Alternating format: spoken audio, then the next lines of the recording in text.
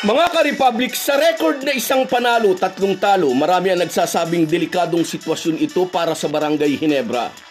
Kapag minamalas-malas, baka magkatotoo ang sinasabi ng mga buzzers na maswerte na raw kung makasalta ang Gin Kings sa playoffs. Ino-okray din ng mga haters si Sunny Steele. Sabi ng iba, tsamba lang daw ang unang 3 magandang showing ng Ginebra rookie.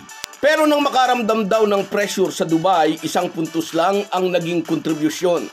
Sa pagkatalo ng Ginebra sa kamay ng SMB, minsan pa nakita ang weakness ng kupunan sa ilalim. Muli, bigman ang isinisigaw ng mga fans.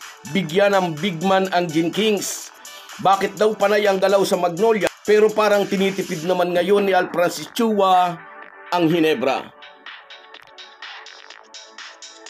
Pag-uusapan po natin yan, pero bago ang lahat ay maglalambing po ako sa inyo na isubscribe ninyo itong ating channel at kung di masyadong makakaabala ay i-like at paki-share na rin ninyo.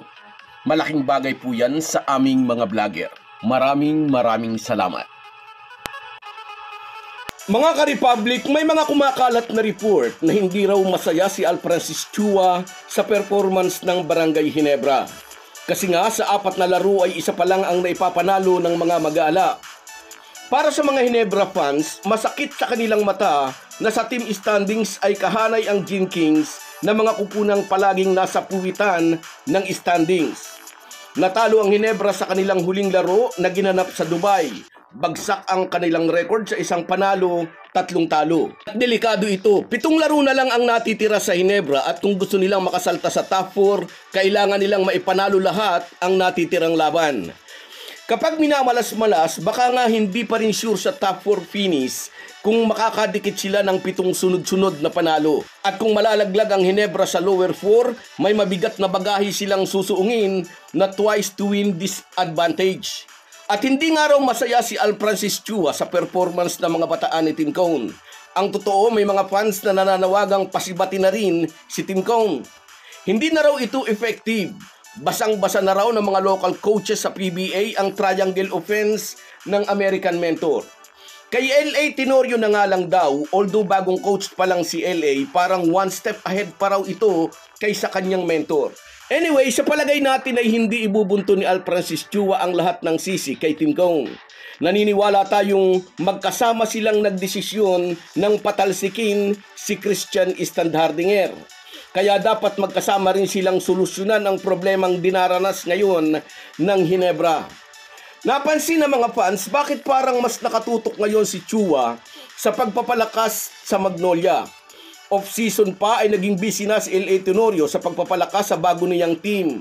Unang major player acquisition ng Hotshots under Coach LA ang pagkuha kay Javi Gomez Diliano. Ang pinakahuli ay si Chris Kun, a 6'5" power forward na Ateneo Blue Eagles product na nakuha ng Magnolia sa Titan Ultra kapalit ang kaliweteng si Aris Dionisio. Dahil nga sa mga paggalaw na tulad nito ay malalim ngayon ang bench ng Hotshot. Kaya nga sabi ng mga fans ay ba't sa Ginebra walang galaw? Para na tayong sirang plaka, bigman ang kailangan ng Gin Kings para makasabay sa mga team na pare-parihong nag-upgrade. But in fairness, hindi naman nagpahuli si Japet Aguilar kay Junmar Fajardo sa engkwentro ng Ginebra at SMB sa Dubai. May 17 points si Junmar na may kasamang 16 rebounds. May 20 points naman si Japet Aguilar at 12 boards. Pero ang big difference ay si JM Calma na nakahablot din ng 9 rebounds. Meron din siyang 10 points. Kung may katuwang na bigman si Japet, may haharang kay Calma. Hindi naman pwedeng kay Japet Aguilar lang ang lahat ng trabaho. Sa larong ito rin sa Dubai, kaya binabas ngayon si Sunny Steele.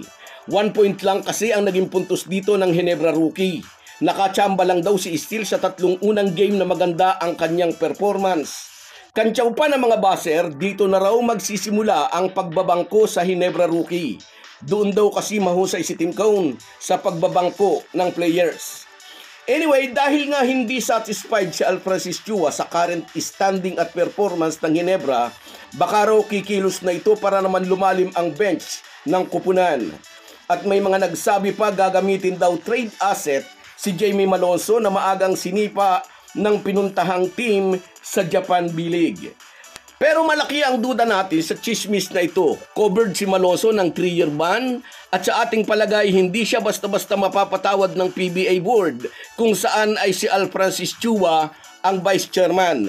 Masakit mang sabihin, kutob lang natin, tiyak na bebenggahin ni Al Francis Chua ang isang player na pinaniniwala ang naging taksil sa Hinebra. So guys, yan lang muna. Hanggang sa muli. Kahit gaano po tayo kabisi ay huwag po nating kalimutan ang ating buhay espiritual. Lagi po tayong magpasalamat sa bawat araw na dagdag sa ating buhay. Malaki po ang maitutulong ng pananalangin araw-araw. Isang paalala po mula sa inyong Halo-Halo Sports Republic.